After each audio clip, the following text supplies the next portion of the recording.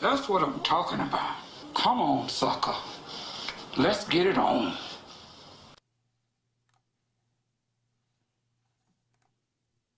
Coffee with Tim Black. Yeah. All right. Coffee with Tim Black. Let's go. Hey, people, how you doing? My name is Tim Black. I'm here with you today. What's going on, people? How you feeling? Welcome to Coffee with Tim Black.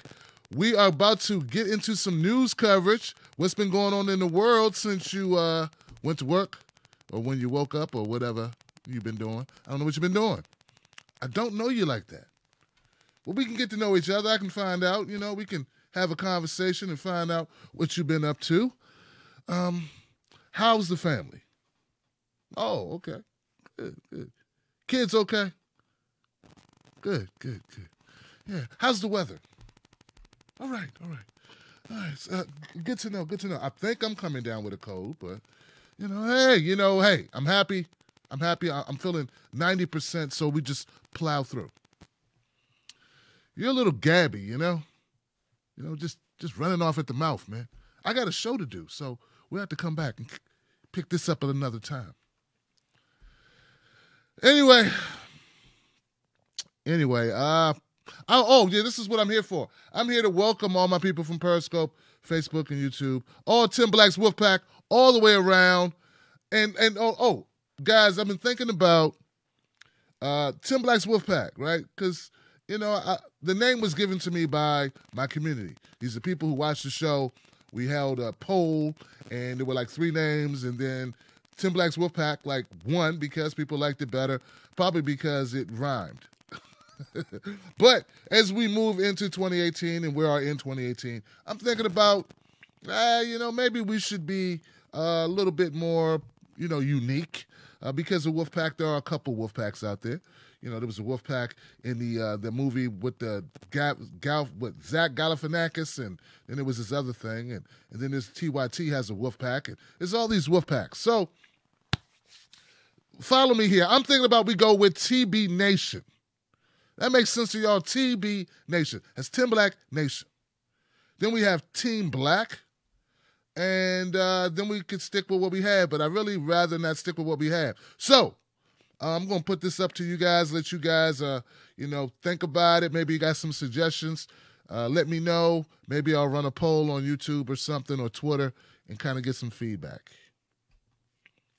Also, before we get started, I want you to remind you that I wrote a very short book that's very interesting and funny, and it's getting great reviews on Amazon. It's called Woke. 5 Things Smart People Wish Hillary Supporters Knew. You can go pick that up there on Amazon.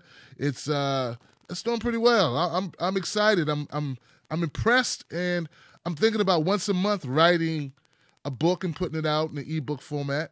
And maybe if it gets picked up enough, then we'll go and get it printed. What do you think about that? I think it's a good idea. I'm glad I came up with it. All right, so, shout out to Jeff Campbell. Shout out to Jeff who came on my show last night. We had a great conversation about grifters. Grifters using the resistance, this whole resistance thing, to line their pockets. Yeah, saying, hey, we're going to stop Trump. Send me money. We're going to stop Trump. I'm going to stop Trump. Send me money. So that was a great conversation because it makes no damn sense at all how someone who's not in the FBI or in the CIA or in Congress or in the Senate or in anything can say, oh, I'm going to stop Trump. Send me money to help me fight the Trump. And then you got a super PAC that's taking... Lord have mercy. All right, so that was the, what they call it, housekeeping or whatever. It was housekeeping. All right, guys, so here's what we got today. Now, this is something. We've got Robert DeNiro. He slams Donald Trump. Not literally, but he does it verbally, okay? Then we have Harvey Weinstein being bitch slapped, literally. Yeah.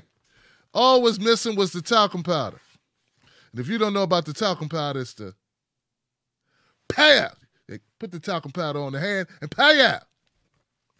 We also have an actress by the name of Michelle Williams who wasn't paid a lot of money. In fact, the amount of money she was paid was like less than 1% of what her co-star, male Mark Wahlberg, you know, Marky Mark, was paid for a movie that, anyway, we'll get into that. Oh, immigration also. It targets 7-Eleven. Yeah, they had some raids today, ICE raids at 7-Elevens across the nation, and we're going to talk about that too. But I have to start today's show on Donald Trump. I have to start it on Donald Trump. Come on, y'all. Look, man, I ain't falling for no banana in my tailpipe. We got to do this. Coffee with Tim Black. Yeah. Trump sent out a tweet. He sent out this tweet, and it's making a lot of noise. And it says African-American unemployment is the lowest ever recorded in our country. The Hispanic unemployment rate dropped a full point in the last year and is close to the lowest in recorded history. Dems did nothing for you but get your vote. Never forget Fox and Friends. Never forget Fox and Friends. Playing with my money is like playing with my emotions. Playing with my money is like playing with my emotions. This tweet has been the topic of conversation. And so what is Trump saying here? Well, I think it's pretty evident. He's saying that black folks, hey, I told you, black folks. I told you I had your back. Okay, so he said that in the tweet. Now, I want to go check out, because I know I have this, now that I think about it. I didn't load this up, but this is a great clip for you to check out. See, I've been doing this work for you. I wanted you to know this. Now, hopefully, today is the Trump. There we go. Trump African-American unemployment. Unemployment is at a 17-year low, and I'm very proud of this. African-American unemployment reached its lowest level in history. Think of that. And on the campaign trail, remember I said, and would constantly say, what do you have to lose? Meaning, what do you have to lose if you vote for Trump? And now, it was just reported, African-American unemployment is at its lowest level in history. I'm very proud of that. All right. Hey, this is what he's saying. You know what? If that's true, then we would clap for that, wouldn't we? So let's clap for that if that's true, right? Because we are not here. We're not here to be on any side other than the true side, right? That's our only objective, is to find out what the hell is going on and try to make sense of it. And then once we figure it out, speak boldly about it. Yeah, don't be like sheep. Just speak boldly, put your foot in the ground and say, this is the truth, and I'm standing on it. So, what about Donald Trump's claim? He says that the African-American community, the blacks are doing so much better, and it's because of Donald Trump, and that the Democrats would have done nothing. Now, I did some research on this because I want to get to the bottom of it. Like I said, no horse in the race, don't own any horses. Trump's numbers are right, but it's generally a stretch for presidents to take credit for job creation. And I looked at that statement, right? So, wow, Trump is right, but presidents can't take credit. So who takes credit for job creation? And I've heard this statement before, but it's never. I don't remember hearing about it when Obama was president. And it's not like I want to do the what about Obama? But what about Obama? What I'm saying is, constantly in our politics, constantly in media, we hear politicians taking credit for job creation. And constantly, we want them to do something about job creation. But according to what I'm about to read you, they don't really do much about it. I mean, there are things they can do, but they're not front and center. They're not the number one factor when it comes to job creation. Trump is right that the African-American unemployment hit a record low in December. The unemployment rate for African-Americans is currently 6.8, the lowest level recorded in government since the government started tracking back in 1972. He's also right that the Hispanic unemployment rate is down a point over the last year.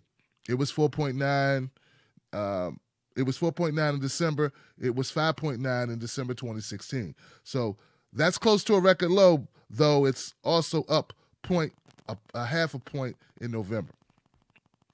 So anyway, however, that's not all Trump is doing in the tweet. He's implying that he caused these low Black and Hispanic unemployment rates. Yes, that is what he's saying. He's saying, I caused it. Trump rarely tweets about anything that he doesn't want to get credit for or doesn't want to slap somebody else. What the hell? Location services settings. Scroll to Siri and dictation to allow location access. Shut up, Siri. Okay. That was fun. Okay. That's what you get for not having your phone on airplane mode, Tim Black. Okay, listen. The big problem with this claim is that those rates have been falling for long before Trump took office, and their declines don't appear to have picked up speed. This implies that there's nothing specific that Trump did to change the rate. Indeed, both of these rates have been falling relatively steadily since around 2010, which was early in President Obama's tenure in the White House. So have the unemployment rates for all races and ethnic groups tracked by the Labor Department.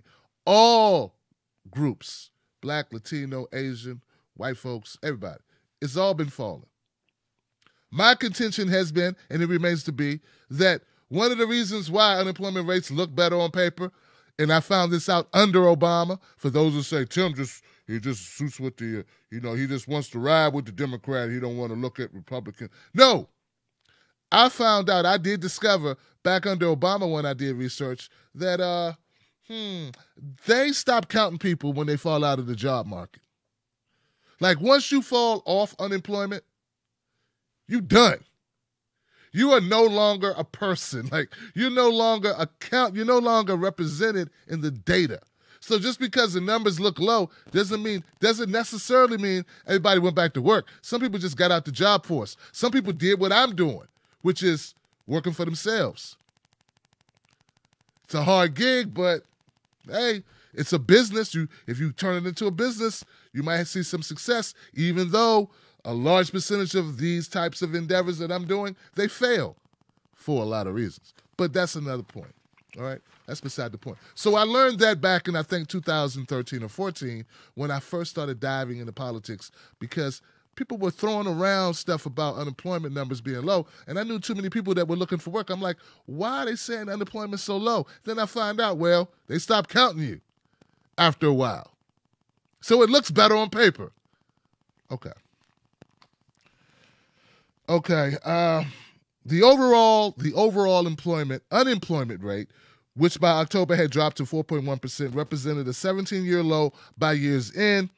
The benefits of the low rates were felt broadly, resulting in unemployment rates for American veterans, African Americans, Hispanics that reached historic lows in 2017. The total unemployment rate is quite low at 4.1%. That's not a record, but for comparisons with the black rate, it is near its lowest point since 72, which we already stated. Why are they saying the same thing? Okay. Now, I said, okay, if you're saying that presidents don't truly impact, they're not the biggest predictor of employment or unemployment, and they don't factor into it that heavily, what does? And I found out that by the jobs numbers themselves, it doesn't look like he has changed much in unemployment. In fact, the average job creation in Trump's first year is slightly lower than it has been in prior years. Employers added 171,000 new jobs each month on average in 2017. In 2016, the figure was 187,000. And in 2015, it was 226,000. So less jobs are being created under Trump. That's not it. I don't know if that's his fault or not, but that's based on the data going back to 2016. That wasn't in the tweet. The tweet is, see, that's how things get. Like, you got to be careful because they try to mislead you. So saying the unemployment rate numbers are going down, I wonder why they're going down. If the number of unemployment people are going down and job creation is not as high as it was, why are the unemployment numbers going down? It's because that thing I found out back in 2013, 2014, that people are falling out of the job market. That's how bad it is. People are falling out of the job market. They're not being counted as employed or unemployed. They're being not counted. So it makes it look like the numbers go down, but that's why there's not more jobs being made. No one's filling those jobs. There's not more new jobs being made than there were last year. Okay? That's the point. Now listen, I'm not saying that. They go on to say this. They say, look, it is possible that the tax plan that Trump recently signed into law will inspire employers to hire more. It could. They get tax breaks.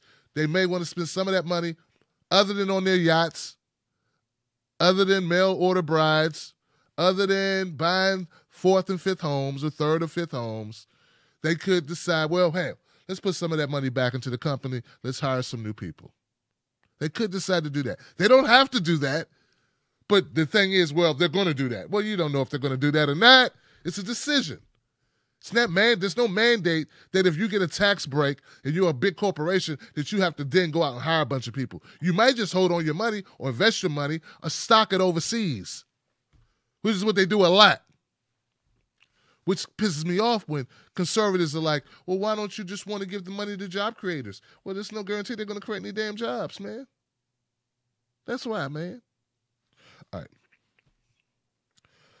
So anyway, businesses could conceivably plow some of their money that they save on their taxes into job creation. In a late November Yahoo poll of more than 1,200 business owners have said the new tax plan would make them more likely to hire. Have said they would be more likely to hire if they had a better tax plan, okay? Now, it's not that Trump had zero impact on the economy, though a strong global economy has been the main reason stocks are climbing even higher. But the case that Trump has therefore significantly boosted job creation through stock market isn't particularly strong, says one economist. So, yeah, it's not that Donald Trump hasn't done things that could help job creation. It's that he's trying to take credit for too much. And they probably did the same thing under Obama. In fact, I know they did. They try to take credit for things that are not necessarily theirs to take credit for. Now, here is the part. You say, well, what can Trump do to actually help create jobs? One of the things he can do is an infrastructure plan. Infrastructure plan. An infrastructure plan will definitely create jobs because you cannot outsource jobs that are building roads in this country. You cannot outsource the actual crews that need to be with boots on the ground in country and states, cities all across this country, improving our infrastructure, improving our roads, our highways, our railroads, airports, all this stuff. The way that we transport. The way that we transport goods and people, the way we travel. You cannot outsource that. So that's a great thing. That would be great. That would work. Okay? Now, where they get the materials to do it, you can't control them going to other countries to do that, but that's what will help. Now, we'll give it up for that.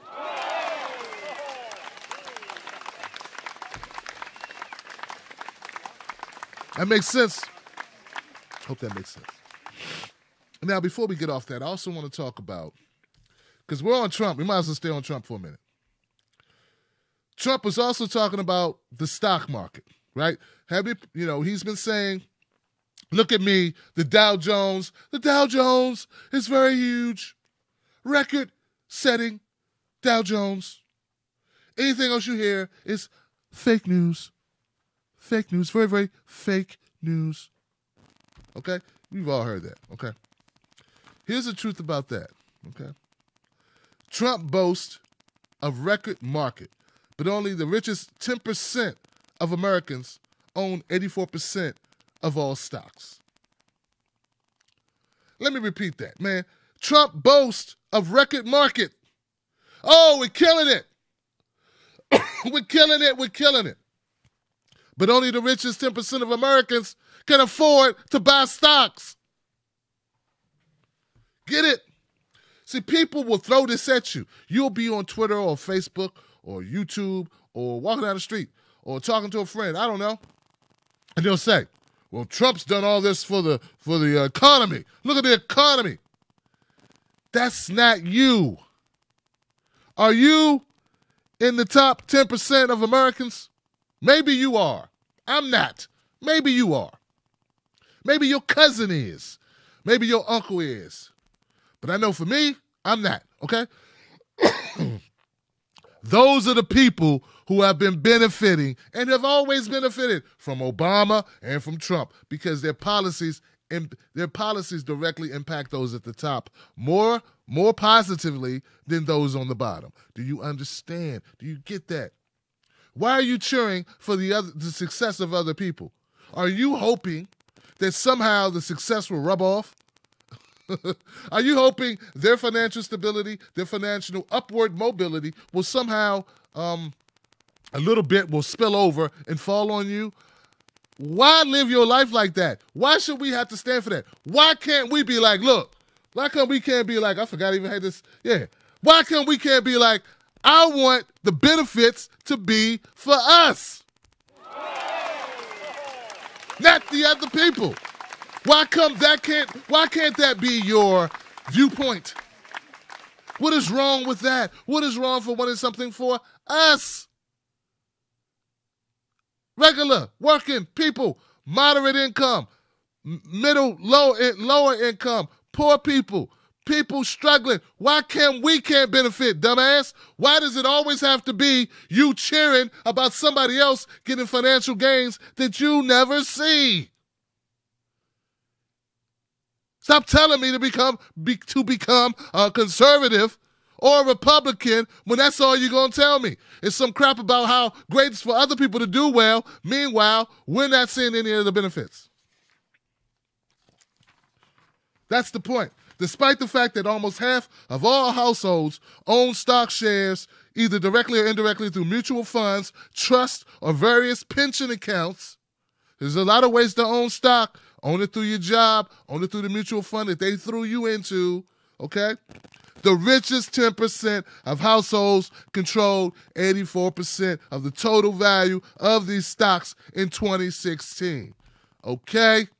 All right. Jeez. What's wrong with these people? All right, so. Coffee. Yeah. With Tim Black.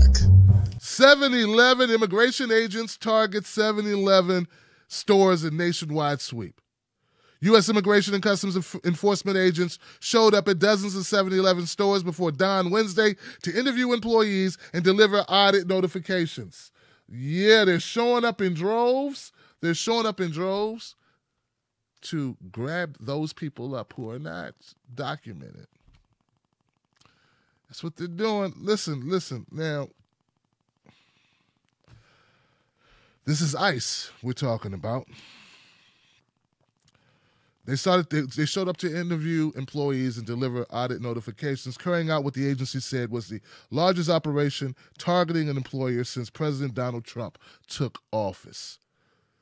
ICE said its agents targeted 98 stores and made 21 arrests, describing the operation as a warning to other companies who may have unauthorized workers on their payroll. Today's actions send a strong message to U.S.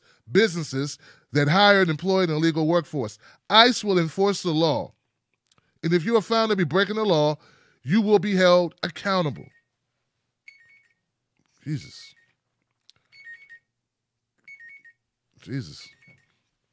Sorry about that. I got kids. I got to get my kids at the door soon. I'm about to interrupt this show and get my kids. But yeah, so that's what happened, okay? So if you break the law, we coming for you. If you hire people who are not citizens, you are breaking the law, we're coming for you. So that's what ICE is doing. How are you going to say they're wrong? I don't know how you say it's wrong. I say it's unfortunate, right? But what can you do? If we need to make the ability for people to become citizens easier. Easier, right? Cheaper. That's what we need to do. Instead of spending dollars, because it costs money to hire ICE people to run around and make raids and 98 stores, 21 arrests. I guess that's good. I don't know. But the point is, I mean, I can't say that ICE is wrong for doing their damn job. But what I can say is, let's make it so that ICE doesn't have to do this job by making it easier for people to get citizenship so they can become citizens of this country, so that they can work and do whatever they want to do and they can come out of the shadows and they can live their lives. How about we do that?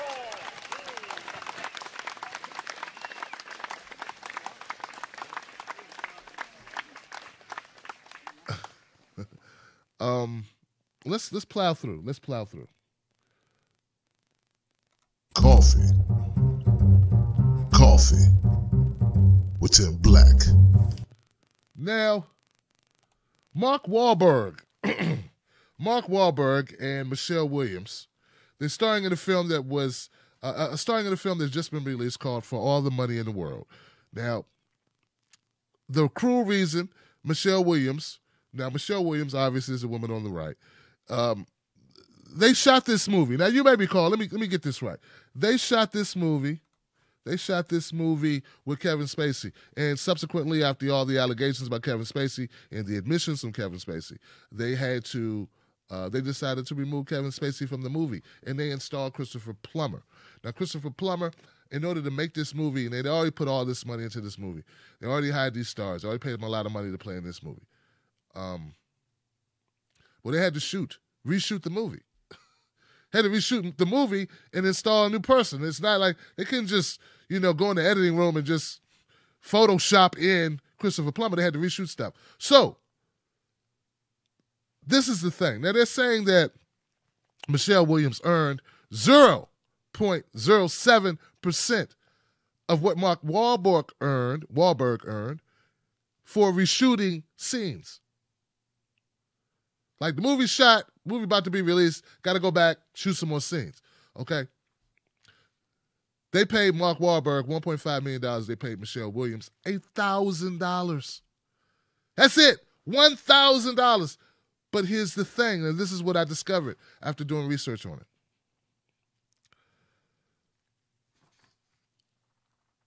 Mark Wahlberg negotiated and demanded, basically, that you pay him this amount of money.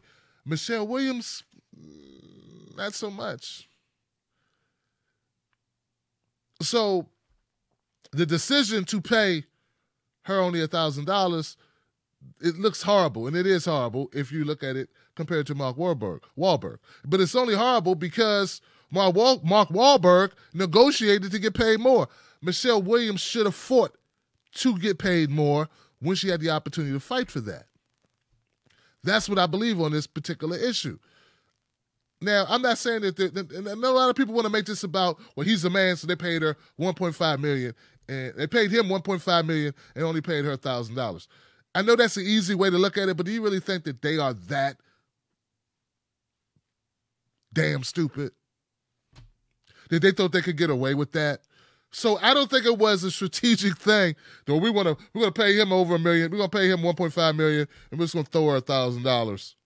I think it was more like I said, a negotiation on one hand and no negotiation on the other hand. Maybe Mark should have called up Michelle and said, Michelle, get your money, I'm gonna get mine. But Mark Wahlberg's under no obligation to help you get money. We have to know our worth. We have to know what we should be getting. And we have to push the envelope and demand to get more, or you will get nothing. I'm learning it now and doing what I do. Because people are not going to always be like, ooh, let me help the show. Let me contribute to the show. Let me support the show. I have to champion for my show. I have to champion for this platform, or it will go away. So I must continue to make sure that people know, hey, this costs money. Hey, I have to live indoors. Hey, our production costs money. Hey, I'd like to advertise. I'd like to grow. If I don't continue to put myself forward and have that type of confidence, then I'm not going to be able to last. I'm going to be gone. Now, I'm not saying that Michelle Williams is not a victim at all in this situation.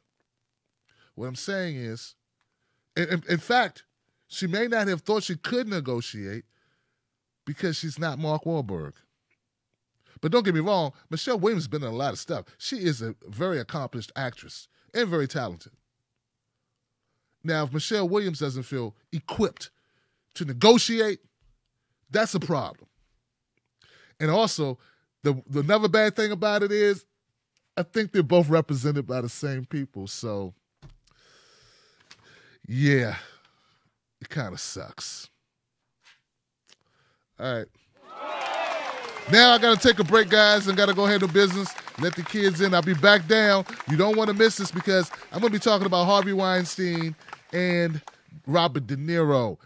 And also, this is where I'm going to remind you that this show is brought to you by you. That's it. Are you magical? No, you're not. You're just a person who values this show. So, neither am I. I'm not magical. I'm not a magical Negro. I'm just Tim Black. And I just do my best to present the issues in an entertaining but realistic, down-to-earth, everybody, like a regular guy way, a regular person way, and not a bunch of BS. Well, I think that the news and blah, blah. None of that shit. That's what we try to do here. But if you value it, go to timblacktv.com. You'll find a link that takes you to Patreon, where you can become a monthly subscriber. You can contribute whatever you like to the show. All right? I'll see you in about, 90 seconds. And, yeah, stay tuned. Coffee with Tim Black.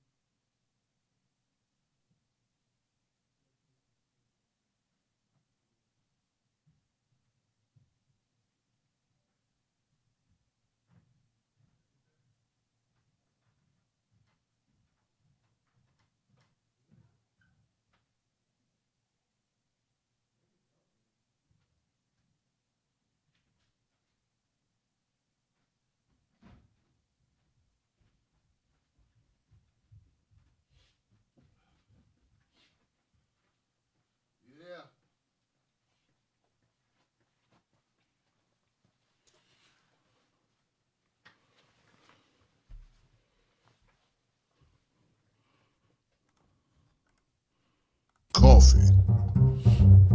Coffee with Tim Black. Yeah. That is one thing. I tell you, man, I just went up. I don't know where the boy is, what he's doing, but I'll tell you, but it puts things in perspective when you take a little break, you go see the kids. And it's like, yeah, you know what? That's what it's all about, man. It's all about the kids, man. It's all about the kids. Make me want to say, bump Trump. Who cares about Harvey Weinstein? Who cares about Robert De Niro? But I'm going to talk about it because it's hilarious. Okay, so Robert De Niro. Robert De Niro. Coffee. Robert De Niro. Coffee. De Niro. With Tim Black. Get out of here. Robert De Niro. Robert De Niro unleashes a profanity-laced rant against Donald Trump. The Oscar-winning actor stars in Steven Spielberg's The Post, which chronicles the story of the Washington Post's controversial decision. We don't really care about that. We don't care why he was talking. We want to know what he said, okay? Now listen, he says,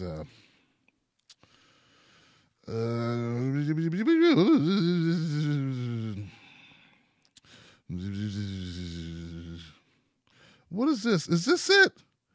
What the hell? Where's this damn statement? I got all this crap in front of me. It's like buried in all of this. I thought it was going to be very... Anyway, Robert De Niro called Trump an effing loser. He called Trump... He called Trump several names today. These sons of bitches. You know, everyone wants to use this article. They want to use this piece of news in order to elevate their website. So, unfortunately, the website that I found this on, they don't actually have the quote. But I would like to give you the quote because I think the quote, you can't do it justice without the quote. The quote, right? So let's go, Robert. I'm on Twitter now, guys. Robert. Let's do this. Robert. You know, we'll do this together, right? We're in this together.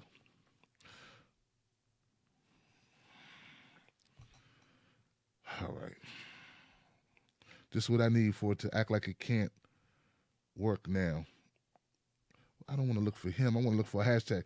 Hashtag, how about we do hashtag, what, De Niro? Oh, shit. Let's go Robert De Niro. Did it finish? Robert De Niro. There we go. Robert De Niro, this is what he said, okay? Am I connected to the wrong damn server? Thing's spinning and spinning and spinning.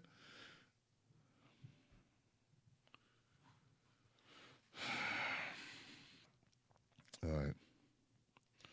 Robert De Niro gives an X-rated new nickname. Gives Trump an X-rated new nickname. Okay, so this is according to the Huffington Post. This is where this article is located on Twitter. Now, when I saw Robert De Niro was trending, of course, like many of you, I would think, I was worried. Like, wow, man, Robert De Niro, I hope he didn't die. Robert De Niro, guys, I hope he didn't, sexually assault someone. But no, that wasn't the case. It was about statements he made about Donald Trump. Now, Robert De Niro dropped a series of F-bombs against President Donald Trump during an award show introduction on Tuesday night. Two-time Oscar winner called Trump a fucking idiot and a fucking fool. Both of those. While introducing fellow screen legend Meryl Streep. Okay. De Niro also offered Trump, who was fond of dishing out insults, a new nickname. Our government today, with the propping of the baby in chief, the jerk-off in chief, I call him, he has put the press under siege, ridiculing it through trying to discredit it through outrageous attacks and lies. Streep, yeah. Wow. Streep won the best. I don't care. The movie gives us, I don't care. De Niro has been a frequent Trump critic. He also said, if he was smart, he'd be even more dangerous, De Niro told Deadline in August. He's dangerous as it is. He's also said that Trump has sullied the presidency, described proposed budget cuts to arts programs as bullshit, and declared that America under Trump was a tragic, dumbass comedy. So he said all these things, but I want to go back to where DeNiro is slamming Trump for his treatment of the media, okay? Because I think that's important. He said, our government today, with the propping of the baby in chief, the jerk-off in chief, I call him, has put the press under siege, ridiculing it through, trying to discredit it through outrageous attacks and lies. DeNiro said per the New York Times. Now, the reason why I want to go back and talk about that part, because this shows that Robert De Niro, he either doesn't really care or he's very ignorant. And listen to what I'm saying. Listen to what I'm saying. It's not that he's wrong that Donald Trump hasn't attacked the media. He's right. He has been attacking the media. And I'm not saying that Trump hasn't gone overboard in his attacks against the media, because I feel he has. Just like I feel he went overboard with the unemployment numbers, taking credit, and just like he goes overboard with the stock numbers, saying it's all great. Well, we're all great. We're all fine. You know, because the top 10% of Americans are, buying more stock. That doesn't affect most of the people that voted for him. Those people in them pickup trucks, them people that showed up that Dave Chappelle talked about at those voting booths, right? In Ohio, they weren't the 10%, the top 10%, okay? They probably were middle America. But anyway, it's not that De Niro's wrong, that Trump exaggerates and he goes over the top and fabricates. That's not it. The fact that he does not care about media. No, he doesn't really care about the press. If he cared about the press, he would have been pissed off for 8 years when Obama prosecuted more journalists and whistleblowers than any other president combined. That's what Obama did. That's what Obama did. Let me make this clear. We want to make this clear. We want to make sure people understand. I have no problems with people going after Donald Trump. But when you go after him and you leave out reality, the reality is Obama wasn't very fair to press, but only the press that kissed his ass. If you were press trying to uncover the duplicity of our government, things that it was doing that it should not have been doing, rights it was taking away, Obama's administration went after you, and they went after you hard. And the fact that Robert De Niro could care less about that says a lot about who the hell he is. Now, anybody who questions what I'm saying can look it up. I ain't making it up. De Niro don't give a fuck about the press. What he cares about is how things sound when the press talk about Trump. What he cares about is making sure he can do these movies and he can do direct and he can do whatever the hell he wants to do. He does not really care that he's wrong, because I'm sure there were a number of people who tried to correct his ass, say, hold up, you right, Trump. Because not everybody's not like these guys who just anything Trump do, they just go, oh, Trump's great, Trump's great. You know, some people have credibility in this space because they don't kiss ass, and they do call Trump out for his BS. Just so happens the people that keep it real get smaller audiences. Just the way it works. And you know what? That's okay. It's okay. You get what you give. In the end, I figure it's all going to work out. But my thing is this. Robert De Niro, you son of a gun! You have to know. You should know. And if you don't want to know, then you should shut the fuck up. Listen. Once again, this isn't about personalities. This isn't about, I've already said all the things about Trump. I already said he exaggerates. I already said he blows up numbers. He tries to give himself more credit than he deserves. I already said that. But you, sir, are wrong. Donald Trump saying fake news is not as damaging as throwing someone in jail and throwing away the key, throwing someone in jail for telling the truth about our government. And that's what Obama did, all right? So you, sir, need to think about what that means. You rather him not criticize freaking Jake Tapper, but you could care less about real journalists who put their butts on the line and their lives on the line to tell the damn truth.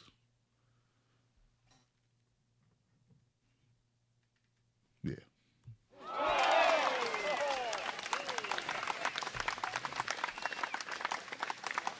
Damn shame, damn shame. All right. Coffee. Coffee Disappointed in you, Robert. with Tim Black. Disappointed in you, Robert. Now, I got a story for you that's going to make you do one of these. I'm going to make you do that. I can't believe this shit. Harvey Weinstein slapped in the face of the Arizona restaurant. Slapped in the face of an Arizona restaurant. And let me tell y'all something, y'all. This shit is real, what happened here.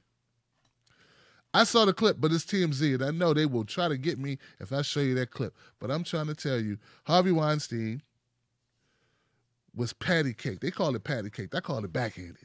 Pop, pop. Like that. Like in the face. Pop, pop, pop. Like pop, pop, pop. Like what you do to some... You only patty cake men. A man can only patty cake another man he has zero respect for. Zero respect for, zero fear of. Period. You don't patty cake anyone. So let me tell you the context, all right? Harvey Weinstein was patty caked in the face by a stranger in an Arizona restaurant while dining with his sober coach on Tuesday night. The light slaps were accompanied by a torrent of profanity by an allegedly tipsy fellow diner after Weinstein had apparently declined to pose for a photo. Reports initially said that a fellow diner at Elements Restaurant in Scottsdale, Arizona, attempted to punch Weinstein and that neither of the blows landed. But video subsequently posted by TMZ shows that the irate customer gave a disheveled-looking Weinstein 2 quick backhand slaps to the cheek. Pop, pop. Pop, pop. Pop, pop. Pop, pop. Like that. While the slight slaps seem to stagger the disgraced mogul, his reps tell us that Weinstein is okay and in good spirits, and that no police report was filed. A rep told us of the incident that no punches were thrown. Looks like the guy just patty-caked him twice, and that Weinstein is just fine. Now, here's a little bit more of what was said. Now, I watched the video. It's a video. Video shows the man approaching Weinstein and oddly backhanding his face as he tells him, "Get the fuck out of here. You're a piece of shit. Get your fucking ass out of here. Get out of here." That's what he's saying. Hey, look, you can't look. I'm not going to be censoring when I'm quoting stuff. That's it. You know, come on, guys. Watch Don Lemon if you want that shit. I don't do that. All right. So, at the same time, a man reported to be Weinstein's sober coach is trying to stop another person from filming the incident. The slapper had previously approached Weinstein's table, asked for a photo, but Weinstein declined. He then confronted the former movie mogul as his pal filmed the incident. TMZ reported that the other diner appeared to be drunk. Now, I watched this video, and I got to say, I don't feel sorry for Weinstein, but I also got to say I have a feeling, I felt in the pit of my stomach that this was bullshit that I was watching. I felt like I was watching an act. And lo and behold, what is Harvey Weinstein? What is he known for? Directing, producing movies. So I think Harvey Weinstein produced this little movie. That's why he ain't pressing charges. You know, he wants to look like a victim. That's what I believe. I have no evidence to it. I'm alleging this. This is my opinion. I have no facts. Don't sue my ass. You won't get nothing anyway, except this mic.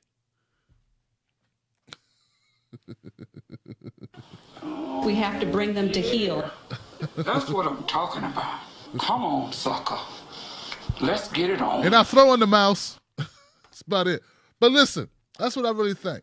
Now, I'm not out for people to be punching and slapping people in the face, you know, but hey, you know, how can I feel sorry for Harvey Weinstein? Like, I would feel better. I would feel better. That's assuming, that's giving him the benefit of the doubt. Because like I said, I doubt very seriously that this is an actual incident where Harvey Weinstein was slapped in the face. I doubt it. It didn't even really look that way. It looked so petty. Like I said, what man does this to another man's face? What man does that? Who does that? The reverse come here. It was like this 2 times. And then, you know, using profanity and telling them to get out. Harvey Weinstein is not a little guy. He could have just charged him, put his head down, and ran towards him. And he would have, hit him all up in here with that big marshmallow cinder block head he's got. The Barney Rubble head shape. Oh, I'm over there. The Barney Rubble head shape he's got working. I'm not going to. Look, man, I ain't falling for no banana in my tailpipe. I ain't falling for no banana in the tailpipe, man. It's obvious to me that I think it was BS. I think it was BS. That's my opinion. Now, I think that you shouldn't be slapping people. Even if it is soft slaps that leave no marks. Come on, dude. All right. It's sort of like I feel about Al Pacino. Not Al Pacino, Robert De Niro. Robert De Niro, man, I like if you want to spout off about Trump, go ahead. Who cares? I don't care what you say about Trump. So what? I don't care. I didn't care what people said about Obama either until they got racist with making pictures of monkeys and shit like that. That's when it's over the line. But if you just say the guy's an idiot, I think he's an idiot or whatever, hell, I think a lot of people in the government are idiots. Paul Ryan, Dianne Feinstein, Nancy Pelosi. There's a lot of idiots. But, and I will publicly say it, idiots. But when you get into a situation where you're not being historically accurate at all, you're kind of doing the same thing Trump does. You're not being accurate at all in your fake outrage to how the press is treated. But anyway, guys, that's the show. Thank you very much for tuning in today. We just keep working. Don't forget to go to Amazon. Pick up my book, Woke, 5 Things Smart People Wish Hillary Supporters Knew. And there's going to be some new stuff coming. Don't forget to send me your story ideas. And thank you, my people who sent me some of the story ideas I use in this show. I appreciate you for being like a cub reporter, like a supporting, investigative supporter or something, reporting supporter, curator of content. I don't know what you want to call yourself. Give yourself a title.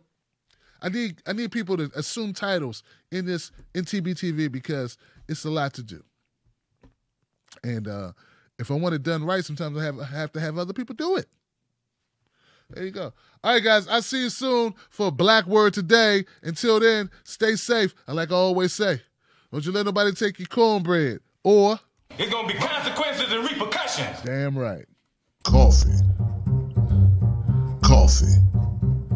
with Tim Black.